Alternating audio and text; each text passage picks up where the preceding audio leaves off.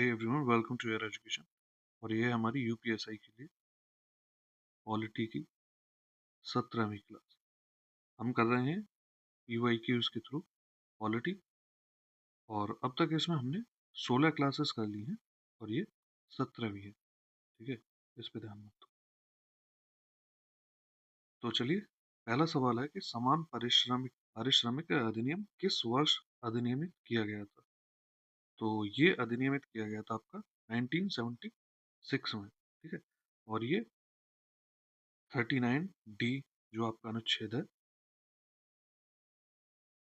उसमें भी समान कार्य के लिए समान वेतन की बात की गई है। तो इसी चीज को इंश्योर करने के लिए ये एक अधिनियम आपका 1976 में अधिनियमित किया। दूसरा सवाल, 73वें संवैधानिक संशोधन के अनुसार पंचायतों के चुनाव संबंधित सभी मामलों के संबंध में कानून बनाने का अधिकार किसके पास है। तो 73वां संविधान संशोधन, ठीक है, और ये 1992 किससे रिलेटेड है? पंचायतों को संवैधानिकता देने से संबंधित। और ये आते हैं आपके राज्य विधायिका के पास ये अधिकार है कानून बनाने का। 243 के इसमें क्या है? इसी में राज्य निर्वाचन आयोग के बारे में। ठीक है, तो ये राज्य विधानमंडल के पास इससे जुड़े अधिकार हैं। तीसरा सवाल है कि निर्वाचन आयुक्तों की संख्या मुख्य निर्वाचन आयुक्त को छोड़कर कौन तय करता है। तो ये भारत के राष्ट्रपति तय करते हैं। आर्टिकल 324(2), ठीक है, इसमें है इलेक्शन कमीशन ऑफ इंडिया में एक कौन होंगे? सीईसी, यानी कि मुख्य निर्वाचन आयुक्त। इसके अलावा जो होंगे, जितनी भी संख्या होगी वो उतनी होगी जितनी राष्ट्रपति तय करेंगे, ऐसा लिखा हुआ है। ठीक है, तो अभी वर्तमान में कितनी है? 2 है। तो ये बात मतलब एक तो परमानेंट होगी जो मुख्य निर्वाचन आयुक्त है, उसके अलावा जो निर्वाचन आयुक्त की जो संख्या होगी वो राष्ट्रपति तय करेंगे, ऐसा है। और अब इसमें जो नियुक्ति होती है, इसमें एक चेंज हुआ है, तो ये थोड़ा ध्यान रखना है। नियुक्ति जो होती है वो राष्ट्रपति ही करते हैं, लेकिन एक समिति की सिफारिश पर करते हैं। 2023 में ये नियम चेंज हुए इनकी प्रक्रिया से संबंधित। तो समिति में कौन कौन सदस्य होते हैं? एक तो आपके प्रधानमंत्री होते हैं, दूसरा विपक्ष नेता, और तीसरा एक कैबिनेट मंत्री। इस समिति की सिफारिश पर इनका नियुक्ति की जाती है। अगला सवाल, राष्ट्रीय कृषि और ग्रामीण विकास बैंक नाबार्ड की स्थापना कब हुई थी? तो इसकी स्थापना हुई थी 1982 में। और नाबार्ड बेसिकली डायरेक्ट लोन नहीं देता है लोगों को, ये उन बैंक्स को लोन देता है, जैसे आरआरबी है, तो ये आरआरबी को लोन देगा, फिर वो ग्रामीण विकास के लिए और कृषि के लिए लोन आगे देते हैं। पांचवा सवाल, प्रधानमंत्री और उनके मंत्रिपरिषद को गोपनीयता की शपथ कौन दिलाता है? तो प्रधानमंत्री ये और इनके लिए जो गोपनीयता की शपथ है, देखो दो तरह की शपथ दिलाई जाती है, एक तो पद की और दूसरा गोपनीयता की। पद में क्या होता है कि संविधान के प्रति निष्ठा रखेंगे और वो सब, और गोपनीयता में होता है कि सरकार के जो भी काम है, अगर उनकी गोपनीयता रखने की बात, जो निर्णय है उनको गुप्त रखने की बात, तो ये भारत के राष्ट्रपति इनको शपथ दिलाते हैं। 74th जो अनुच्छेद है वो ये कहता है कि राष्ट्रपति की सहायता के लिए एक मंत्रिपरिषद होगी, मंत्री परिषद, और इस मंत्रिपरिषद का जो हेड होगा वो होगा पीएम, यानी कि प्रधानमंत्री। एक और आर्टिकल इंपॉर्टेंट 75(1), ये कहता है कि प्रधानमंत्री की नियुक्ति, यानी प्रधानमंत्री की नियुक्ति पीएम की, वो करेंगे राष्ट्रपति, और जो अन्य मंत्री हैं, अन्य मंत्रियों की जो नियुक्ति होगी वो पीएम की सलाह पर राष्ट्रपति ही करेंगे। ठीक है, तो ये थोड़ा ध्यान रखना है। 75(3), ये मंत्रिपरिषद को सामूहिक रूप से और सामूहिक रूप से लोकसभा के प्रति उत्तरदायी बनाता है। लोकसभा के प्रति उत्तरदायी। ठीक है। इसका मतलब सामूहिक रूप से उत्तरदायी होने का मतलब ये है कि एक की जिम्मेदारी ही सबकी जिम्मेदारी है। ठीक है। मतलब अगर एक ने कुछ गलत कर दिया तो ये सबकी जिम्मेदारी होगी। इस तरह का मामला है, सिंपल लैंग्वेज में। आगे बढ़ते हैं। छठा सवाल कहता है छठा सवाल कहता है कि कौन सा सिद्धांत बताता है कि राज्य केवल एक न्यासी है और जनता सभी प्राकृतिक संसाधनों की लाभार्थी है। तो ये देखो, जैसे प्राकृतिक संसाधन जैसे वायु है, जल है, समुद्र है, और भी बहुत सारी चीजें हैं जो प्रकृति से मिलती हैं, तो वो उन सब की जो मालिक है वो है जनता। राज्य का जो कर्तव्य है ना, वो राज्य केवल न्यासी के रूप में है। न्यासी मतलब ट्रस्टी के रूप में। इसका काम इन संसाधनों का केवल प्रबंधन करना है, संरक्षण करना है। ठीक है। मतलब ये काम हम ये इस तरह आप समझ लीजिए कि जैसे ये बहुत सारे लोग हैं। ठीक है। अब यहाँ पे ये मतलब ये पूरा एक एरिया है, यहाँ ये बहुत सारे लोग हैं। इन्होंने क्या किया कि इस चीज को सिक्योर करने के लिए इन स्रोतों को सॉरी इन रिसोर्सेज को सुरक्षित करने के लिए एक इन्होंने स्टेट नाम की चीज बनाई। अब स्टेट क्या कर रही है कि इस चीज को प्रोटेक्ट करेगी, और लेकिन इससे मालिक वास्तव में यही रहते हैं, जो यहाँ रहने वाले लोग। तो स्टेट का काम बस इतना है कि इनको संरक्षण करे। इसका आप भी देख सकते होंगे, स्टेट काम यही करती है कि प्राकृतिक जो संसाधन है उनको सुरक्षित करती है, संरक्षित करती है। ठीक।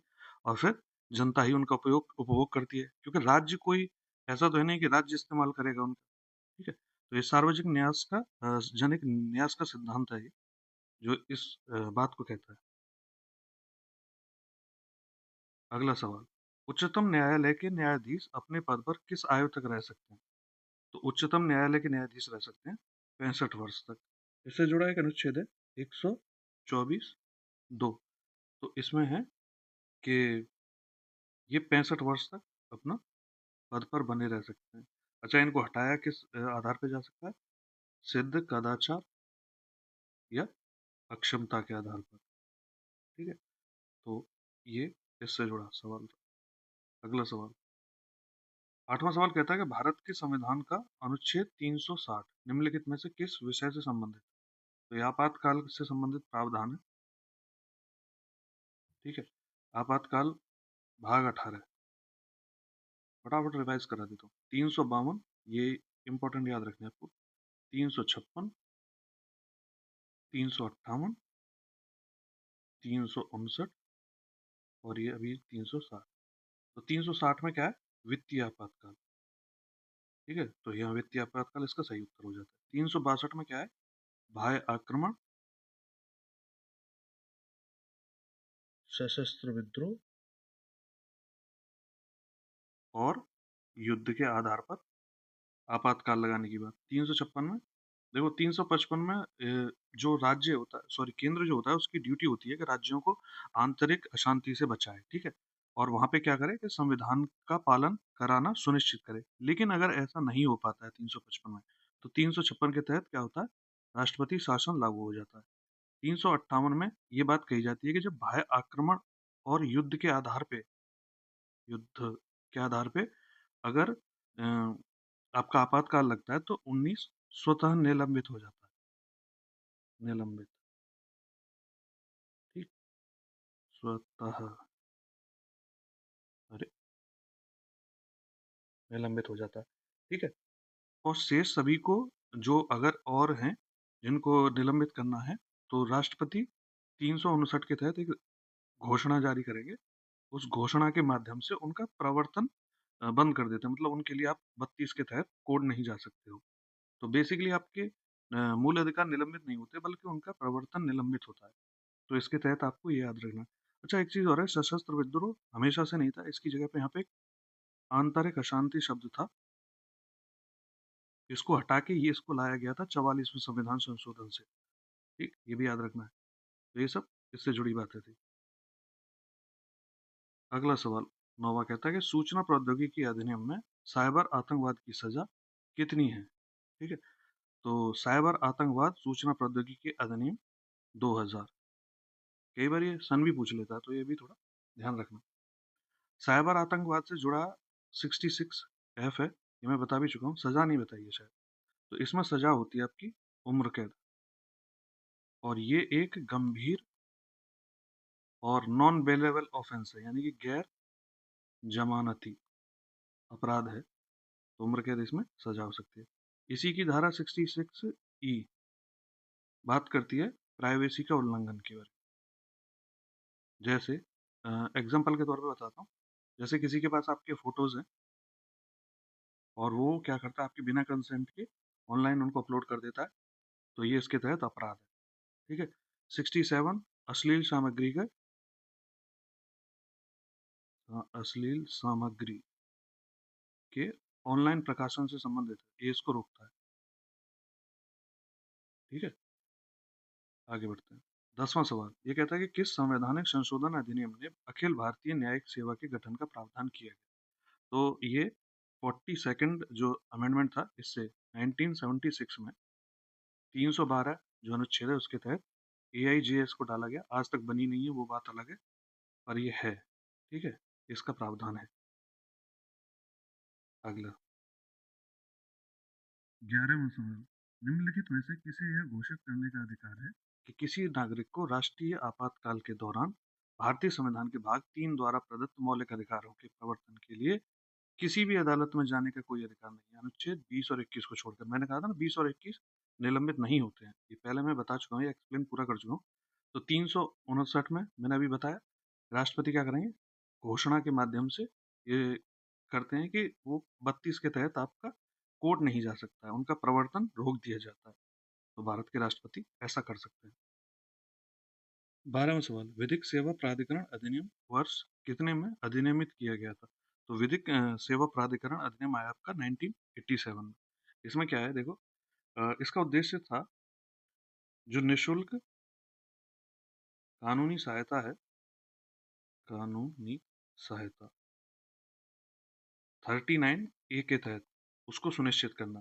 क्या है कि हर किसी के पास इतने पैसे नहीं होते हैं कि वो जाके एक अच्छा वकील करे, तो कहीं ऐसा ना हो कि पैसों की तंगी के चक्कर में किसी कोई व्यक्ति न्याय से वंचित रह जाए। तो निःशुल्क सहायता 39A राज्य सुनिश्चित करेगा, तो उसी को लागू करने के लिए विधिक सेवा प्राधिकरण अधिनियम वर्ष 1987 में आया।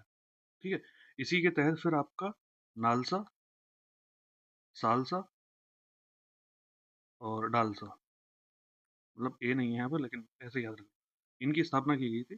तो नालसा नेशनल लेवल पे होता है, सालसा स्टेट लेवल पे होता है, और डालसा डिस्ट्रिक्ट लेवल पे होता है। ठीक है, और इसका फुल फॉर्म होता है नेशनल लीगल सर्विस अथॉरिटी। ठीक है, और ऐसे ही स्टेट लीगल सर्विस अथॉरिटी और डिस्ट्रिक्ट लीगल सर्विस अथॉरिटी। ठीक, अब इसके बारे में थोड़ी सी जानकारी। 1987 का ये कानून तो है, पर इसको लागू किया गया 9 नवंबर 1995 से। तो इसीलिए 9 तारीख को, 9 नवंबर को राष्ट्रीय अ, कानूनी सेवा दिवस मनाया जाता है। ठीक, तो ये आइडिया लग गया होगा कि ये किस बारे में है। ये बेसिकली ये इंश्योर करता है कि जो निशुल्क कानूनी सहायता प्रदान की जा सके, जो नहीं अफोर्ड कर सकते उनके लिए। 13वां सवाल कहता है कि भ्रष्टाचार निवारण अधिनियम के प्रयोजन के लिए लोक सेवक नहीं है। ये क्वेश्चन पहले भी आ चुका है, उसको मैं एक्सप्लेन भी कर चुका हूँ।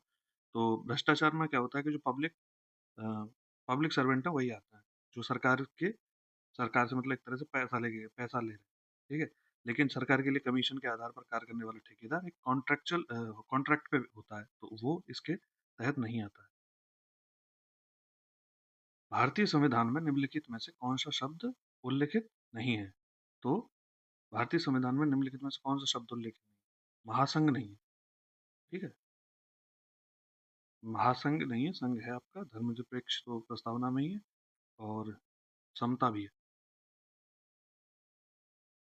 15वां सवाल, राष्ट्रीय मानवाधिकार आयोग किस प्रकार की शिकायतों पर विचार नहीं करता है? राष्ट्रीय मानवाधिकार आयोग, इसका गठन किया गया 1993 के एक्ट से। ठीक है, अब इसको 1993 का ही एक्ट बोलते हैं। इसको 1994 में असेंट में ली थी प्रेसिडेंट की, लेकिन इसको लागू किया गया 28 सितंबर 1993 से, रेट्रोस्पेक्टिव इफेक्ट के थ्रू। ठीक है, तो इसी के द्वारा ये राष्ट्रीय मानवाधिकार आयोग बनाया गया। और ये छोटी शिकायतें तो होगी, ये तो ऐसा नहीं है काम नहीं करेगा, करेगा बिल्कुल, लेकिन अस्पष्ट और नाम रहित इन दोनों की शिकायतों पर विचार नहीं करता है। तो बी और सी इसका सही उत्तर हो जाएगा पहला।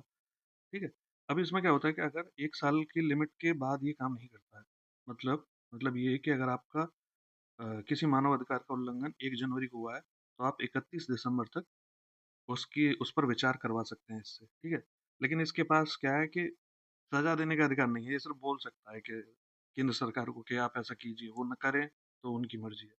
तो इसको आप एक तरह से, इसके पास दांत नहीं है ऐसा कह सकते हैं। ठीक, और इसका हेडक्वार्टर नई दिल्ली है, न्यू दिल्ली। और इसके पहले अध्यक्ष अगर पूछ ले, अच्छा इसके अध्यक्ष कौन होते हैं ये ज्यादा पूछा जाता है। पहले अध्यक्ष भी बता देते हैं। पहले अध्यक्ष हैं इसके रंगनाथ मिश्र, जस्टिस रंगनाथ मिश्र। और अध्यक्ष इसके जो होते हैं वो सेवानिवृत्त सेवानिवृत्त या तो सीजीआई होते हैं या सुप्रीम कोर्ट जज। ठीक है, जो सेवानिवृत्त है। इसी तरह स्टेट में भी, जो राष्ट्रीय है तो एक स्टेट में भी होता है। तो स्टेट वाले में जो अध्यक्ष होते हैं वो हाई कोर्ट के सेवानिवृत्त मुख्य न्यायाधीश या फिर न्यायाधीश। तो ये दोनों चीजें थोड़ा याद रखना, पूछ लेता है, क्वेश्चन आया हुआ है ये। 16वां सवाल कहता है कि भारतीय संसद ने किस वर्ष में केंद्रीय सतर्कता आयोग को वैधानिक दर्जा प्रदान करने वाला कानून अधिनियमित किया। तो देखो, केंद्रीय सतर्कता आयोग ये 1962 में एक कमेटी थी, संथानम।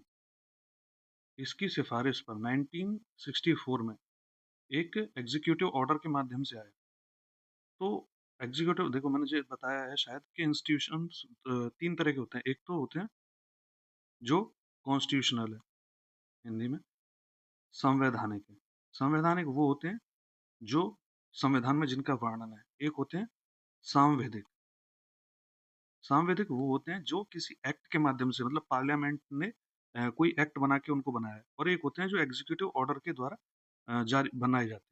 तो उनका ना तो संविधान में कोई वर्णन होता है ना सांविधिक। तो ये तीसरे टाइप का था। ठीक है, यहाँ पे ये बना सीवीसी आपका। और फिर उसके बाद 1997 में केस होता है Vineet Narayan versus union of India. तो उसके बाद जरूरत महसूस हुई कि इसको एक अधिनियम के माध्यम से शक्ति प्रदान की जानी चाहिए, इसको एक स्टैचुरी बॉडी बनाना चाहिए। तो 1990 फिर कोर्ट ने कहा था, एक्चुअली में कोर्ट ने कहा, तो फिर 1998 में एक अध्यादेश जारी किया गया। अध्यादेश के माध्यम से इसको वैधानिक शक्ति दी गई। फिर ऐसे ही चलता रहा, अध्यादेश बार बार मतलब जारी कर देते। फिर 2003 में जाके इसको एक एक्ट के माध्यम से वैधानिक दर्जा प्रदान किया गया। तो 2003 में इसको एक्ट के माध्यम से वैधानिक दर्जा मिला। तो वर्तमान में ये सीवीसी क्या है, एक स्टैचुरी बॉडी है। तो ये बात याद रखनी, कई बार ये क्वेश्चन आते हैं कि कौन सी स्टैचुरी बॉडी है और कौन सी नहीं है। 17वां सवाल, राज्य की नीति निर्देशक तत्व के एक भाग के रूप में अंतर्राष्ट्रीय शांति और सुरक्षा की प्रोन्नति को भारत के संविधान के किस अनुच्छेद में, यहाँ पे ब्लैंक होगा, तो किस अनुच्छेद में उल्लेखित किया गया है। तो अंतर्राष्ट्रीय शांति और सुरक्षा की प्रोन्नति के बारे में हम बात कर चुके हैं, अनुच्छेद 51 है। मैं इसीलिए कह रहा हूँ एक बार आप पीछे की क्लासेस देख लीजिएगा, तो उससे क्या है कि आपको क्लैरिटी हो जाएगी क्या क्या क्वेश्चन हम कर चुके हैं, उनको मैंने अच्छे से एक्सप्लेन भी किया है। अनुच्छेद 44 यूसीसी के बारे में, यूनिफॉर्म सिविल कोड, यूनिवर्सल नहीं, यूनिफॉर्म सिविल कोड, समान नागरिक संहिता, समान नागरिक संहिता। अनुच्छेद 46 बेसिकली देखो, जो पिछड़े वर्ग है ना, जो समाज के पिछड़े वर्ग हैं, लाइक एससी और एसटी, उनके उत्थान के लिए स्टेट को क्या करता है, ड्यूटी प्रोवाइड करता है कि आपको क्या करना है, इनके उत्थान के लिए काम करना है। तो शैक्षणिक संस्थाओं में नौकरी में आरक्षण वगैरह, वो सब एक तरह से यहीं से उसकी उपज मान लीजिए। अनुच्छेद 39 39 में राज्य को निर्देश दिया गया है कि वो पॉलिसीज बनाते टाइम इन सब बातों का ध्यान रखेंगे। तो इसी में फिर ए में क्या आता है, नालसा आता है, ये आपका जो अ, अभी बताया कि फ्री जो लीगल एड है उसके बारे में। और फिर ए बी सी डी, जैसे डी में बताया समान, 39 डी कि समान कार्य के लिए समान वेतन, वो सब चीजें। ठीक, तो ये 18वां सवाल आ गया। भारतीय संविधान का निम्नलिखित में से कौन सा अनुच्छेद राष्ट्र को अपने लोगों के पोषण के स्तर और जीवन स्तर को बढ़ाने का निर्देश देता है? तो ये निर्देश मिला है 47 में। ठीक है, जितनी भी डीपीएसपी हैं वो एक तरह से स्टेट को बताया गया है कि आपको ये करना है। ठीक है, करना चाहिए, एक तरह से करना है नहीं, करना चाहिए। क्यों? क्योंकि इसको आप लेके कोर्ट नहीं जा सकते हो कि स्टेट ऐसा नहीं कर रहा है, ये स्टेट की हैसियत पर डिपेंड है। 37 में बताया गया है कि बेसिकली ये डीपीएसपी का एक तरह से इंट्रो देता है कि ये किस प्रकृति के हैं, मतलब गैर न्यायोचित हैं, मतलब इनको लेके आप कोर्ट नहीं जा सकते हो कि हमारी डीपीएसपी का पालन नहीं हो रहा है। और ये बताया गया है कि राज्य क्या करेगा कि इनको अपनी पॉलिसी में, जो भी पॉलिसी राज्य बनाएगा उनको इनको शामिल रखेगा। 57 राष्ट्रपति के बारे में है। राष्ट्रपति के जो राष्ट्रपति को बेसिकली कितनी भी बार कोई व्यक्ति कितनी भी बार राष्ट्रपति हो सकता है, पुनर्निर्वाचन से संबंधित। और 17 अस्पृश्यता से संबंधित है, अस्पृश्यता का अंत बेसिकली। आगे बढ़ते हैं। अगला सवाल है, औद्योगिक विवाद अधिनियम 1947 के तहत उद्योग शब्द निम्नलिखित में से किस मामले में सर्वोच्च न्यायालय के विचार का विषय था? तो ये केस था बेंगलोर जल आपूर्ति एवं सीवरेज बोर्ड बनाम ए राजप्पा। लास्ट का याद रख लेना थोड़ा सा, ए राजप्पा 1978 का केस है। और इसी में 7 न्यायाधीश की एक पीठ थी। उसने क्या करा कि एक 3 स्तर का या 3 शर्तों का एक एक तरह से टेस्ट दिया है कि उद्योग क्या होंगे। तो उद्योग की क्या होगी, बहुत एक तरह से विस्तृत व्याख्या हो गई थी, और वो अभी भी है। एक तो व्यवस्थित गतिविधि, इन 3 पैमानों पे कोई चीज खरी उतरती है तो उसको आप उद्योग कहेंगे। सहयोग और उत्पादन या सेवा, ये 3 टेस्ट बता दिए गए। तो कोर्ट ने कहा कि ऐसा है तो फिर वो उद्योग है। तो बेंगलोर जल आपूर्ति एवं सीवरेज बोर्ड बनाम ए राजप्पा 1970 का 8 का एक केस है जिसमें उद्योग की एक तरह से शब्द की व्याख्या कर दी गई। तो इसके बाद से फिर बहुत सारे चैरिटेबल इंस्टीट्यूशंस वो सब चीज़ें उद्योग की श्रेणी में आ गए। तो ये थी आपकी क्लास। और अगर कोई आपका सुझाव है तो वो कमेंट कीजिएगा जिससे इस क्लास को और बेहतर कर सकें। ठीक है, बाकी thank you so much for watching, और लाइक शेयर और कमेंट करना ना भूलिएगा।